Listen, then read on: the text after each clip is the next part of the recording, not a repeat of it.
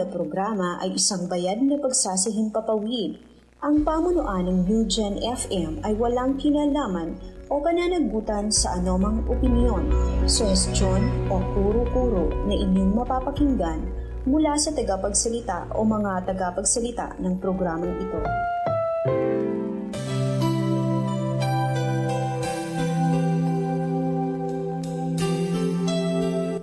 Inihahandog ng United Pentecostal Church Bulan ang programang Si Jesus ang Buhay na Pag-asa. Pakinggan at subaybayan ang mga aral ng Diyos na magdadala sa atin sa katotohanan, espiritual na kalayaan, pag-asa at buhay na walang hanggan. Mapapakinggan tuwing araw ng Lunes hanggang Linggo sa ganap na alas 5 ng umaga dito lamang sa New Gen FM, hosted by Pastor Randy Rosari. Si Jesus ang Buhay na Pag-asa. Times of refreshing, here in your presence, no greater blessing than being with you. At binabati rin natin ang isang mapagpalang umaga, si Sister Evelyn Punsalan. Amen. So, purihin ang pangalan ng ating Panginoon. Mga masugid natin itong taga-subaybay sa programa ng Lucas, Kabanata 11. Ang talata ay 1, mga kapatid. Praise God. Luke chapter 11, verse 1, mga kapatid. Ganito po ang sinasabi ng banal na kasulatan. At nangyari nang siya'y nananalangin sa isang dako, at nang siya'y matapos ay sinabi sa kanya ng isa sa kanyang mga alagad, Panginoon, turuan mo kaming manalangin na gaya naman ni Juan na nagturo sa kanyang mga alagad. Amen. Praise God. Sabi dito, mga kapatid, at nangyari nang siya'y manalangin or nananalangin sa isang dako, nang siya'y matapos ay sinabi sa kanya ng isa sa kanyang mga alagad, Panginoon, turuan mo kaming manalangin na gaya naman ni Juan na nagturo sa kanyang mga alagad. Pagpalain ng Panginoon ang kanyang banal na salita, mga kapatid. So, ngayong umaga, pag-aaralan natin kung paano ba ang tamang pananalangin, mga kapatid. Praise God. Paano ba yung tamang pagdulog sa atin pong Panginoon?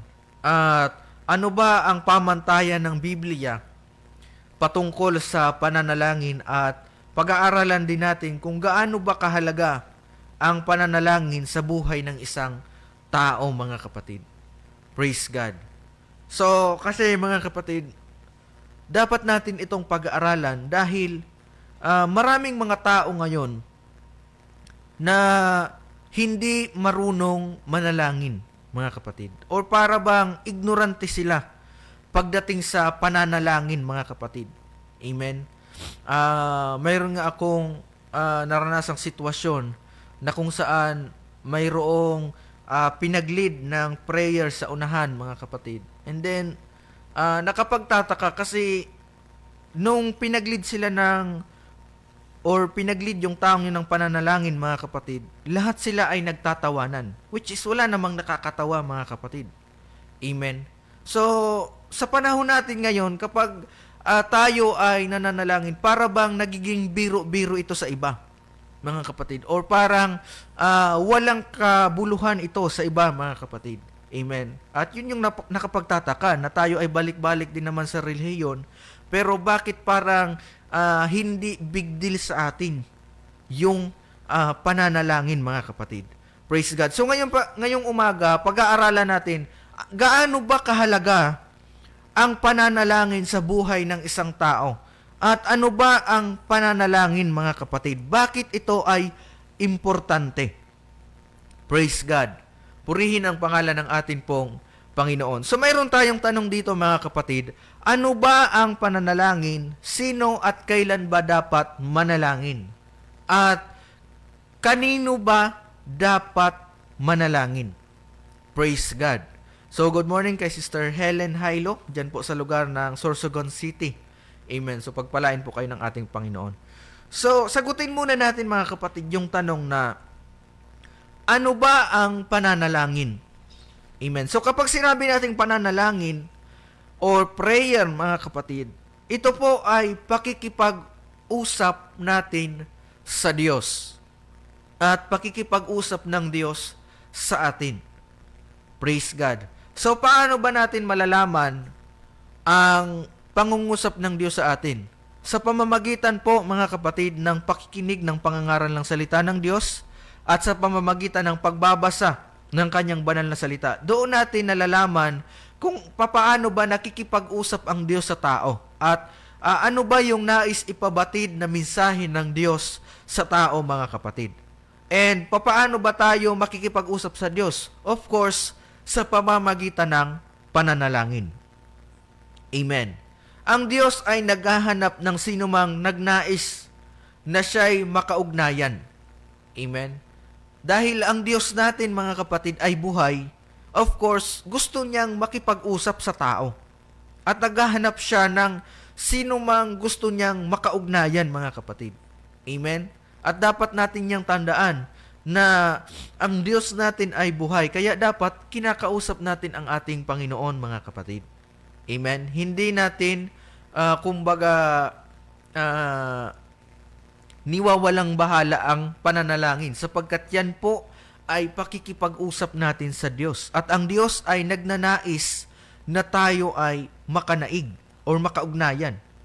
Ang pananalangin ay pinakatanda ng gawain ng tao, mga kapatid, sapagkat inilagay ng Diyos sa puso ng tao ang paghahanap sa Diyos upang manalangin, mga kapatid. Praise God. So, purihin ang pangalan ng ating Panginoon. Ito ang itinakdang paraan ng Diyos upang ating ipaalam, mga kapatid, ang lahat ng ating mga pangangailangan. So, of course, mga kapatid, sa pamamagitan ng pananalangin, dito natin na ipipresent ang pangangailangan natin sa Diyos. Kaya nga, ayaw ng Diyos, mga kapatid, ng paulit-ulit na dasal. Amen. Yung dasal na minimemorize natin sa relihiyon. Bakit? Kung ang dasal natin o yung pakikipag-usap natin sa Diyos ay sa pamamagitan lamang ng pagsaulo ng mga salita, mga kapatid, hindi naman ito mamimit yung ating personal na pangangailangan o yung ating pinakakailangan sa ating Panginoon. Yun yung purpose ng pananalangin. Tayo ay nakikipag-usap sa Diyos, mga kapatid. At syempre, di ba, Brother Raymar, kapag tayo ay nakikipag-usap, hindi naman tayo nakikipag-usap dahil sinasaulo natin. Kundi kung ano yung nasa puso natin, yun yung ating sinasabi, mga kapatid. So, yun yung tunay na pananalangin. Kung ano yung nasa puso natin, yun yung ipinapaalam natin, mga kapatid. Ayon sa ating pangangailangan, ayon sa ating saloobin, mga kapatid, at ayon sa gusto nating iparating sa atin pong Panginoon. Kaya, mga kapatid, nilikha ng Diyos ang tao na may limitasyon at kakulangan. Kaya sa pamamagitan ng ganitong paraan, mga kapatid, na ipapahayag ng tao ang kanyang pangangailangan at pagtitiwala sa kakayanan ng Diyos upang sagutin ang lahat ng mga dalangin. So, nananalangin tayo, mga kapatid, dahil tayo ay limitado. At nananalangin tayo para hingin sa Diyos yung ating mga kakulangan. So, yan po ang pananalangin, mga kapatid. Pakikipag-usap natin sa Diyos at pakikipag-usap ng Diyos sa atin. Ito po ay two-way communication. Kaya nga kapag tayo ay nananalangin, maraming mga distraction si Satanas, mga kapatid. Praise God. Kasi ayaw ni Satanas na tayo po ay nakikipag-usap sa Diyos. Amen. Ayaw ni Satanas na tayo po ay nakikipag-usap sa ating pong Panginoon. Dahil for sure, kapag nag-uusap ang tao at ang Diyos, yan po ay nagkakaroon ng strong relationship sa pagitan ng Diyos at ng tao. Kaya ang ginagawa ni Satanas kapag may taong nananalangin, dinidistract niya ito, mga kapatid. Kung ano-ano yung distraction na ginagawa. And we know that prayer is a hard work, mga kapatid. Mahirap ang manalangin. Dahil ang pananalangin, Kagaya nga ng sabi ko kanina mga kapatid, hindi po dapat ito sinasaulo. Ito po ay pinaglalaanan ng oras, pinaglalaanan ng panahon, para mga kapatid, makausap natin ang atin pong Panginoon. Praise God. So, purihin ang Diyos. Saan ba dapat tayo manalangin, mga kapatid? Saan ba dapat ang tao nananalangin?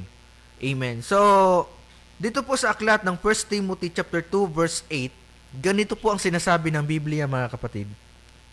Ibig ko ngang ang tao'y magsipanalangin sa bawat dako, na iunat ang mga kamay na banal, na walang galit at pakikipagtalo. Amen. So, saan ba dapat tayo manalangin, mga kapatid? Sabi sa ating binasa, unang Timoteo, Kabanata 2, talatang 8, mga kapatid, talatang 8, ibig ko ngang ang mga tao'y magsipanalangin. So, gusto pala ng Diyos na tayong mga tao ay magsipanalangin sa bawat dako, na iunat ang mga kamay na banal, na walang galit at pakikipagtalo. Praise God. So, ang kalooban ng Diyos ay tayo magsipanalangin kahit saan. Amen. So, ang pananalangin, wala po itong limitasyon pagdating sa lugar. So, kahit saan, pwede tayong manalangin, mga kapatid. Amen. Sabi ng Biblia, ibig ng Diyos na tayo magsipanalangin sa bawat dako. So, kahit saan man tayo naroon, mga kapatid, gusto ng Diyos na tayong lahat ay manalangin. Tayong lahat ay nasa trabaho, tayong lahat ay nasa, kung tayo man ay nasa paaralan, kung tayo man ay nasa bahay, kung tayo man ay kahit saan, mga kapatid, kalooban ng Diyos na tayo ay manalangin. So, since ang Diyos ay Espiritu, mga kapatid, at sumasa lahat ng dako, pwede tayong manalangin kahit saan. Amen. Kaya nga, ipinagbabawal ng Bible na tayo ay sumamba sa mga larawang inanyuan, mga kapatid. Dahil kapag hindi natin nakikita ang Diyos, at kapag nasanay tayo sa Diyos na nakikita, pag wala yung Diyos sa harapan natin, mga kapatid, na nakasanayan nating sambahin, para bang hirap tayo manalangin, mga kapatid. Amen. Ang Diyos ay Espiritu, kaya ipinag-uutos niya na tayong lahat ay manalangin sa lahat ng dako, sapagkat ang Diyos ay sumasa lahat ng dako. Isa yun sa mga attributes ng ating pong Panginoon. Ang Diyos ay sumasa lahat ng dako sapagkat siya ay Espiritu. Kaya kapag tayo ay mananalangin, mga kapatid, kinakailangan manalangin tayo sa Espiritu at katotohanan. Amen. So, pwede tayong manalangin kahit saan. Kahit saan tayo magpunta, mga kapatid, pwede tayong manalangin. Hindi ang Diyos limitado sa mga lugar na ating pinupuntahan. As long as tayo ay nagnanasa na siya ay makausap sa pamamagitan ng pananalangin. Kaya nga, nagiging or mas nakikita natin yung effect ng pananalangin kapag tayo ay minsan dumaraan sa mga pagsubok sa bingit ng kamatayan, mga kapatid. Praise God. Dahil yan yung essence ng pananalangin, mga kapatid. Pwede tayong manalangin kahit saan, mga kapatid. Hindi ang Diyos limitado ng lugar, mga kapatid.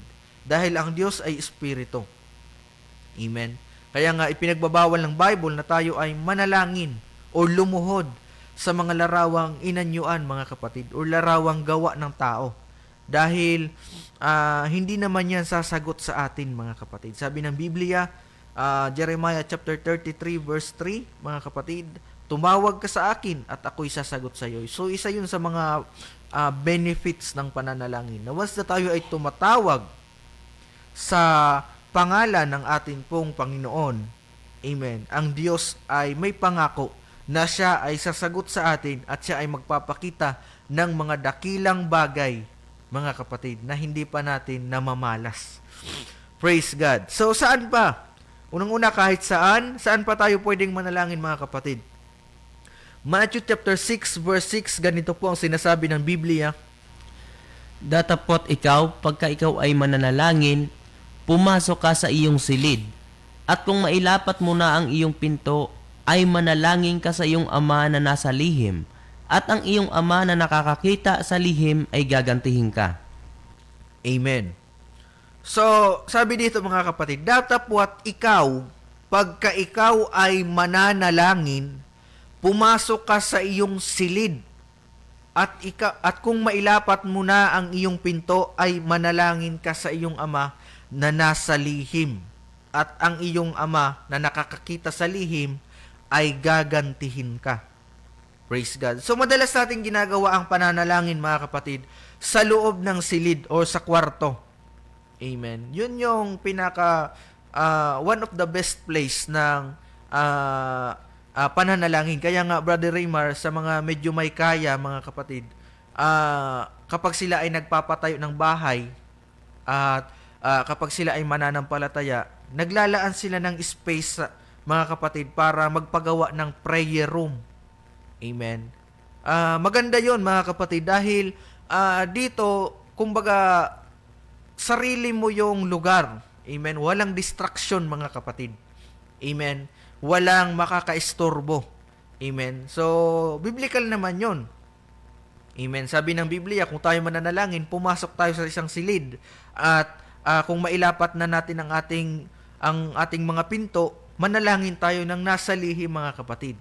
Praise God. So, madalas natin ginagawa or ang pananalangin, mga kapatid, sa loob ng silid. At ito ay biblical.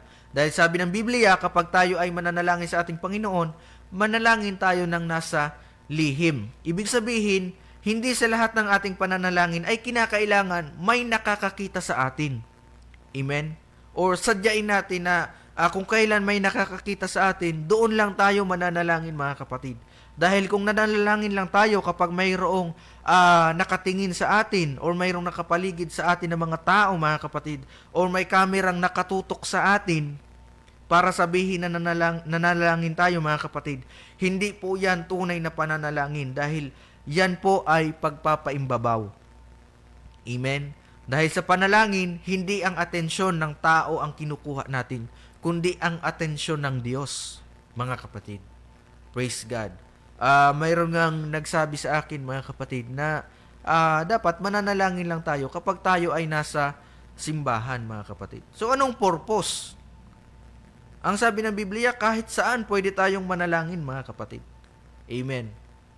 Kahit wala tayo sa simbahan, pwede tayong manalangin. At hindi sa lahat ng pagkakataon ay mananalangin tayo na may maraming tao, mga kapatid. May tao man o wala, dapat tayong manalangin. Kasi kung nananalangin lang tayo, mga kapatid, na mayroong nakatingin sa atin or mayroong nagmamasid sa atin or mayroong nagbabantay sa atin, hindi po yan tunay na pananalangin, mga kapatid. Yan po ay pagpapaimbabaw. Dahil sa pananalangin, hindi ang atensyon, hindi ang simpatya ng tao ang kinukuha natin, mga kapatid, kundi ang dapat nating makuha yung atensyon ng Diyos. Amen. Kaya nga, prayer is a hard work, mga kapatid. Dahil hindi sa isang iglap, mga kapatid, hindi sa lahat ng sitwasyon, sa isang panalanginan, mga kapatid, ay nakakausap or namimit agad natin ang presensya ng Diyos, mga kapatid. Praise God. So, kinakailangan maglaan tayo ng time and effort para sa atin pong pananalangin. So, pwede tayong manalangin sa silid, mga kapatid. Amen. At kung wala naman silid, mga kapatid, kahit saan pwede, as long na tayo ay komportable, mga kapatid. Kung sa tingin natin, mga kapatid, na destructive kapag tayo ay nasa silid dahil mayroon tayong mga kasama, amen, pwede tayong manalangin kahit saan. Basta tayo ay komportable at alam natin na makakausap natin ang ating pong Panginoon. Praise God. So, saan pa? Ito yung pinaka-common place na tayo ay nananalangin. Lucas chapter 18 verse 10, mga kapatid. Ganito po ang sinasabi ng Biblia.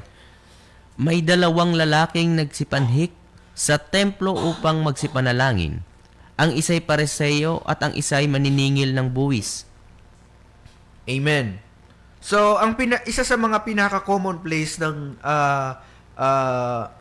lugar ng pananalangin, mga kapatid, ay ang simbahan. Amen. So, sabi sa ating binasa, Luke chapter 18 verse 10, may dalawang lalaking nagsipanhik sa templo upang magsipanalangin. Amen. So, nagsipasok sa simbahan, mga kapatid. ang isa'y Pariseo at ang isa'y maniningil ng buwis. So, usually, ang simbahan ang pinakalugar ng dalanginan kasi dito malaya ang tao na mag-express ng pagpupuri at pananalangin sa atin pong Panginoon. Amen. Kaya nga kapag ang mga tao sa loob ng simbahan ay ignorante pagdating sa pananalangin, yung tipong awkward para sa kanila mga kapatid or corny ang pananalangin sa loob ng simbahan, questionable yung ating paglabas-pasok sa simbahan. At questionable yung ating simbahan mga kapatid. Amen. Tinuturuan ba tayo niyan manalangin? Bakit yung mga tao sa loob ay parang ignorante pagdating sa pananalangin mga kapatid? Questionable ang ganong simbahan mga kapatid. Amen. Napakatagal na nating labas-pasok sa church pero parang awkward pa rin sa atin ang pananalangin. Questionable yung ating paglilingkod sa ating Panginoon mga kapatid. Amen. Balik-balik tayo sa simbahan pero parang naninibago tayo kapag oras ng pananalangin. So, ano ang purpose ng pagbabalik-balik natin sa simbahan? Kung sa simpleng pakikipag-usap sa Diyos sa pamamagitan ng pananalangin, ay ignorante tayo. Minsan, nakakatawa, mga kapatid, para sa iilan ang pananalangin. Amen. Kagaya nga ng aking experience, mga kapatid, nung mayroong pinag-lead ng prayer sa amin, lahat sila nagtatawanan, mga kapatid. Para bang hindi alam kung ano yung sasabihin, mga kapatid. Amen? Kaya ang ginawa, kung ano yung sa ulong panalangin, yun na lang, mga kapatid. So, hindi naman na-meet yung pangangailangan ng bawat isa, mga kapatid. Kaya, kapag ang church ay hindi nagtuturo sa membro na manalangin, or kapag yung tinuturong pananalangin ay sa uladong pananalangin, mga kapatid. Amen? Hindi po yung tunay na pananalangin. Dahil ang pakikipag-usap, hindi po dapat ito isinasaulo, mga kapatid. Amen? Kasi kung sa ulado natin yung ating pakikipag-usap sa ating kapwa, mga kapatid, hindi naman ito mamimit yung gusto nating mamit sa ating mga sarili, mga kapatid. Ganon din sa Diyos. Kapag tayo nakikipag-usap sa Diyos at yung ating sinasalita sa ating Panginoon ay scripted, mga kapatid, hindi naman natin mamimit kung ano yung kalooban ang gusto nating maiparating sa Diyos, mga kapatid. Hindi naman natin maipaparating yun sa ating Panginoon. Praise God. So, ang pananalangin, hindi po dapat ito ginagawang biro-biro. Dahil insulto sa Diyos na ginagawang katatawanan ang mga bagay na para sa Kanya, mga kapatid. Amen. Kung sa atin nga, mga kapatid, hindi okay sa atin na kapag tayo ay may kausap at para bang hindi seryoso sa atin. Amen. How much more sa Diyos, mga kapatid. Amen. So, ang pananalangin, ito po ay banal na bagay. Kaya hindi po ito ginagawang biro-biro, mga kapatid. Amen. At kaya kung balik-balik tayo sa relihiyon sa loob ng matagal na panahon at tila baga ignorante pa rin tayo pagdating sa pananalangin, mga kapatid, walang kabuluhan po ang ating relihiyon. Amen. Walang kabuluhan ang ating relihiyon. Kung sa napakatagal na panahon, hindi pa rin tayo natututong manalangin, mga kapatid, wala pong kabuluhan ang ating relihiyon. Dahil dapat ang purpose, kung mayroong mang tunay na relihiyon, mga kapatid, kasi ang Biblia ay nagkaroon ng batayan pagdating sa relihiyon. Ang sabi ng Biblia, kung ang sino man ay nagsasabing sila'y relihiyoso, ngunit walang pagpipigil ang kanilang dila, ang relihiyon ng taong ito ay walang kabuluhan, mga kapatid. So, kung mayroon mang dalisay na relihiyon, mga kapatid, is dapat nagiging tinuturuan ang nasa loob, mga kapatid, or yung mga tao sa loob ng tamang pakikipag-ugnayan sa ating pong Panginoon. Yan po yung isa sa mga pinaka-basic na dapat dinidevelop ng church, mga kapatid, sa loob or sa tao, mga kapatid. Amen. Yung personal na pakikipag-ugnayan sa Panginoon. Para kahit ang tao ay lumabas sa bahay panambahan, amen, alam nila kung sino ang kanilang lalapitan, mga kapatid. Hindi yung kanino-kanino mang lalapit, mga kapatid. Amen. Alam nila they are oriented, mga kapatid, na sa kanilang paglapit sa ating Panginoon, hindi na sila lalapit sa kung sino-sino bang inaakala nilang tagapamagitan, kundi direkta na sa Diyos mismo, mga kapatid. Praise God. So, ang simbahan ang isa sa pinaka-common place ng pananalangin. Kaya, hindi dapat tayo pumupunta sa church para pumurma lang, mga kapatid. Amen. Mayroon ngang awit na ako'y nagsisimba kapag gusto ko lang.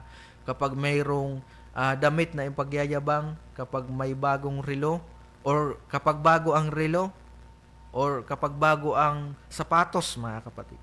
Praise God. So, ang church ay place of worship and place of prayer, mga kapatid. Hindi po ang church ay lugar ng fashion show. Amen? Kasi kung pumupunta tayo sa church para magkaroon lamang ng fashion show, tapos paglabas natin, mga kapatid, ay umuusok yung ating bibig ng bisyo, mga kapatid. Amen? Walang kabuluhan yung ating relihiyon, mga kapatid. Praise God. So, lugar ng pananalangin.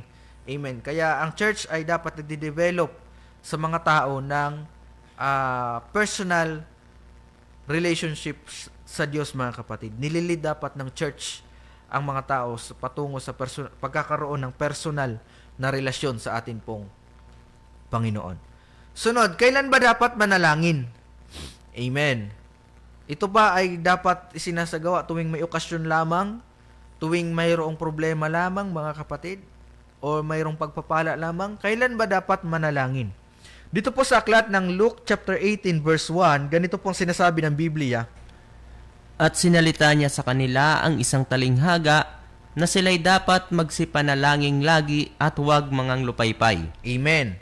So, kailan ba dapat manalangin? Luke chapter 18 verse 1, at sinalita niya sa kanila ang isang talinghaga na sila'y dapat magsipanalangin lagi. Amen. At huwag manglupaypay. So, dapat ang pananalangin, ito po ay palagi, mga kapatid. Tayo ay kinakailangang manalangin palagi. Hindi occasional, mga kapatid, na mag-hire pa ng kung sinong tao para manalangin sa kanila, mga kapatid. So, kahit tayo, pwede tayong manalangin sa ganang ating sarili. At utos ng Biblia na tayo ay manalangin palagi. Amen. Hindi sa panahon na nangangailangan lang tayo, hindi sa panahon na tayo ay may pagpapala lamang, hindi sa panahon na tayo ay may karamdaman lamang, mga kapatid, kundi kinakailangan manalangin tayo palagi. In good times or in bad times, tayo ay manalangin. Dahil ang pananalangin, ito po ay pakikipag-usap sa Diyos. Amen. At maswerte tayo, mga kapatid. Amen. Kasi nung unang panahon, para makausap natin ang Diyos, kinakailangan dumaan pa sa mga propeta, mga kapatid. Napakaswerte natin ngayon. Amen. Na para malaman natin kung ano yung kalooban ng Diyos sa tao at para maiparating natin yung gusto natin, mga kapatid, sa ating Panginoon, kinakailangan pa ng propeta noong panahon ng Old Testament. Pero sa panahon natin ngayon, mga kapatid, dahil ang Diyos ay nananahan, hindi sa templong gawa ng kamay, kundi sa puso ng bawat isa sa atin, mga kapatid. Tayong lahat ay mayroon ng individual access pagdating sa pagkipag-ugnayan sa ating Panginoon. Kaya ang pananalangin, hindi po ito biro-biro, mga kapatid. Ito po ay ginagawa dapat palagi. Praise God. So, pwede tayong manalangin kahit saan tayo pumunta at pwede tayong manalangin sa ganang ating sarili, mga kapatid. Depende sa gusto nating iparating sa atin pong Panginoon. Purihin ang Diyos. Sunod, mga awit, kabanata 86, talatang 8, ganito po ang sinasabi ng Biblia. Maawa ka sa akin, O Panginoon, sapagkat sa iyo'y dumadaing ako buong araw. Amen. So, kailan ba dapat manalangin? Unang-una, palagi. Sunod, sabi dito, maawa ka sa akin, O Panginoon, sapagkat sa iyo'y dumadaing ako buong araw. Be merciful unto me, O Lord, for I cry unto thee daily. So, dapat tayo ay manalangin araw-araw, mga kapatid. Hindi po occasional. Kinakailangan araw-araw. So, ang pananalangin, ito po ay ginagawa, mga kapatid, araw-araw sa bawat ginagawa natin. Mas maganda na gawin natin ito na isinangguni muna natin sa pananalangin, sa pakikipag-usap sa atin pong Panginoon. Amen? At ang pananalangin araw-araw, ibig sabihin, nire-recognize natin ang Diyos sa ating mga buhay araw-araw, mga kapatid. Hindi occasional lamang. Amen? Sabi ni David, "Be merciful unto me, O Lord, for I cry unto thee daily." Amen. So, napakagandang attitude ni David. Araw-araw siyang nananalangin sa atin pong Panginoon. Sunod, Psalms chapter 5 verse 3, ganito po ang sinasabi ng Biblia. O Panginoon, sa kinaumagahay dinggin mo ang aking tinig. Sa kinaumagahan ay aayusin ko ang aking dalangin sa iyo, at magbabantay ako. Amen. O Panginoon, sa kinaumagahay didinggin mo ang aking tinig. Sa kinaumagahan ay aayusin ko ang aking dalangin sa iyo, at magbabantay ako. So, palagi, araw-araw at sa umaga, mga kapatid. So, kinakailangan tayo ay manalangin sa umaga. Unang-una, para pasalamatan ng Panginoon na tayo ay ginising niya na may hininga, mga kapatid, at nakakakilos. At higit sa lahat, tayo ay mayroong bagong pag-asa na nagmumula sa ating pong Panginoon. At yun naman ang prinsipyo ng Biblia, na unahin nating hanapin ang kanyang kaharian at ang kanyang katwiran. At lahat ng bagay ay pagkakaloob ng Diyos sa atin, mga kapatid. At sa pananalangin tuwing umaga, mga kapatid, ibig sabihin, ito po ay nire-recognize natin ang Diyos bilang pagpapasalamat sa Kanya, mga kapatid, na tayo ay Kanyang binantayan sa buong magdamag. Tayo ay Kanyang ginising, tayo ay Kanyang binigyan ng bagong buhay, mga kapatid. Mayroon ngang kasabihan that every gising is a blessing, mga kapatid. So, ang pananalangin tuwing umaga, ito po ay pagpapasalamat sa atin pong Panginoon. Praise God. So, purihin ng Diyos, mga kapatid. Sa ano pa? Kailan pa dapat manalangin? Psalms chapter 55 verse 17, ganito pong sinasabi ng Biblia. Sa hapon at sa umaga at sa katanghaliang tapat, ako'y dadaing at hihibik, at kanyang didinggin ang aking tinig. Amen. Evening and morning and at noon, I will pray and cry aloud, and He shall hear my voice. Praise God. So kahit sa paglubog ng araw, kinakailangan tayo ay manalangin sa atin pong Panginoon bilang pagpapasalamat sa tinanggap nating biyaya at kalakasan sa maghapon, mga kapatid. At sa mga pag-iingat na patuloy niyang ipinagkakaloob sa atin. Amen. So, araw-araw, mga kapatid, prayer is a habit, mga kapatid. Praise God. Not an, hindi po responsibilidad, kundi habit. Part of daily life, mga kapatid, ang pananalangin. Hindi po sa panahon na mayroon lamang birthday, mga kapatid. Hindi po sa panahon na magpapablessing lamang ng mga gamit sa bahay or magpapablessing ng bahay, mga kapatid. Hindi lamang sa panahon na mayroong panalangin para sa mga namayapa, mga kapatid. Kundi ang pananalangin, ito po ay dapat ginagawa araw-araw. Amen. So, paano ba manalangin, mga kapatid? Jude 1 verse 20, mga kapatid. Ganito pong sinasabi ng Biblia. Jude chapter 1 verse 20, ganito pong sinasabi ng banal na kasulatan, mga kapatid. Ngunit kayo, mga minamahal, papagtibayin ninyo ang inyong sarili sa inyong lubhang banal na pananampalataya, na manalangin sa Espiritu Santo. Amen.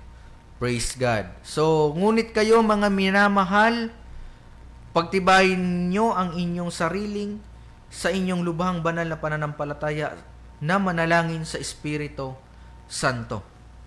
So, tayo ay kinakailangan manalangin sa Espiritu Santo. Kagaya nga nasabi ko kanina, mga kapatid, hindi kalooban ng Diyos na tayo ay lumuluhod sa anumang mga bagay na gawa ng tao, mga kapatid. Dahil utos ng Biblia na tayo ay manalangin sa Espiritu. Dahil ang Diyos ay Espiritu at walang iniutos sa atin na tayo ay manalangin sa mga larawang inanyuan, mga kapatid. At wala ring utos ang Biblia na tayo ay manalangin kay Maria. Amen? Ano ang sabi ng Bible, mga kapatid? Hebrews 4:16, magsilapit nga tayong may pagkakatiwala sa luklukan ng biyaya upang tayo magsipagtamo ng awa at makasumpong ng biyaya upang tumulong sa atin sa panahon ng pangangailangan, mga kapatid. So, hindi na natin kailangang kumonekta pa kay Maria. Amen? Or sa kanino mang mga santo, mga kapatid, para tayo ay ipanalangin. Tayong lahat ay tinuturuan ng Bible. Amen. In fact, yung nagsasalita dito, mga kapatid, ay si San Pablo. Amen. So, hindi naman sinabi ni San Pablo, mga kapatid, sa Biblia na pagka kayo'y manalangin, dumirekta muna kayo sa amin ng mga santo, mga kapatid. Amen. Ano ang utos ni Apostol Pablo? Tayo ay manalangin sa Espiritu. Amen. Hindi niya sinabi na dumulog muna tayo sa kanila, mga kapatid, para lumapit sa Diyos. Kundi manalangin tayo direkta mismo sa atin pong Panginoon. Manalangin tayo sa Espiritu Santo. Amen. At sabi ng Biblia, Hebrews chapter 4 verse 16, magsilapit tayong may pagkakatiwala sa luklukan ng biyaya. Direkta na, mga kapatid, na paglapit sa luklukan ng biyaya. Hindi na sa kung kani-kanino pa, mga kapatid. Dahil mismong mga santo sa Biblia ay nag-utos, mga kapatid, na kung tayo man ay mananalangin, direkta na mismo sa ating Panginoon. Hindi na padadaanin sa kanila, mga kapatid. Praise God. So, ano pa, mga kapatid? Paano ba dapat manalangin? Marcos 11 verse 24, ganito pong sinasabi ng Biblia. Kaya nga sinasabi ko sa inyo, ang lahat ng mga bagay na inyong idinadalangin at hinihingi ay magsisampalataya kayo na inyong tinanggap na at inyong kakamtin. Amen. So, tayo kapag mananalangin, unang-una sa Espiritu, at dapat mayroon tayong pananampalatayang ito ay ating tatanggapin. Praise God. So, ang nakakahadlang para hindi natin matanggap ang ating mga panalangin ay dahil sa kakulangan at kawalan natin ng pananampalataya, mga kapatid. Sabi ng Biblia, kaya nga sinasabi ko sa inyo, ang lahat ng mga bagay na inyong idinadalangin at hinihingi ay magsisampalataya kayo na inyong tinanggap na at inyong kakamtin. Sunod, mga kapatid, last verse nating babasahin, John chapter 16 verse 24. Sa anong pangalan ba dapat tayo manalangin, mga kapatid? Praise God. John 16 verse 24, ganito po ang sinasabi ng banal na kasulatan. Hanggang ngayon, wala pa kayong hinihinging anuman sa pangalan ko. Kayo'y magsihingi at kayo'y tatanggap upang malubos ang inyong kagalakan. Amen. So tayo dapat manalangin, mga kapatid, sa pangalan ni Jesus. Sabi niya, hanggang ngayon wala pa kayong hinihinging anuman sa pangalan ko. Amen. Kayo'y magsihingi at kayo'y tatanggap upang malubos ang inyong kagalakan. So, dapat tayo ay manalangin sa pangalan po ng atin pong Panginoon. Siya lamang. Dahil siya lamang ang makapagbibigay ng katugunan sa atin pong mga pananalangin. Kaya nga, ang utos ni San Pablo, mga kapatid, amen, anumang ating ginagawa sa salita man o sa gawa, gawin natin ito sa pangalan ni Jesus, mga kapatid. Amen. Yan po yung utos ng ni San Pablo, mga kapatid. Hindi na natin kailangan bumanggit pa ng mga maraming pangalan. Amen. Kundi sa pangalan lamang ng atin pong Panginoon. Praise God. So, walang pagtatalo kung ang Diyos ba ay tumutugon o hindi tumutugon sa ating mga pananalangin. Kasi mayroong tatlong kasugutan ang Diyos, mga kapatid, when it comes to prayer. Yes, dahil kalooban ng Diyos. No, dahil may mas kalooban ng Diyos kaysa sa ating pinapanalangin. At saka wait, dahil mayroong perfect time para sa katugunan ng ating panalangin. So, walang pagtatalo kung ang Diyos ay tumutugon o hindi tumutugon. Siya ay tiyak na sumasagot sa lahat ng dalangin. Ang tanong ay kung ano ang kanyang sagot, oo o hindi, o maghintay tayo. Pero kapag tayo ay may pananampalataya, anuman ang maging sagot ng ating pong Panginoon, kapag tunay ang ating pananampalataya, yan po ay ating tatanggapin. Praise God. Amen. Ito man ay yes, no, or wait, kapag tunay ang ating pananampalataya sa ating Panginoon, mga kapatid. Amen. Ano man ang maging sagot ng Diyos, yan po ay ating tatanggapin dahil ibig sabihin, tayo ay naniniwala sa magagawa ng Diyos sa atin pong mga pananalangin. Praise God. So, dumating na tayo mga kapatid sa takdang oras ng atin pong pagtatapos at nawa kayo po ay napagpala ng mga salita ng atin pong Panginoon. At muli mga kapatid, tayo po ay manalangin ng direkta sa atin pong Panginoon sapagkat siya ang tumutugon sa lahat ng ating mga pangangailangan. Praise God. So tayo po ay manalangin sa ating pong pagtatapos para pasalamatan.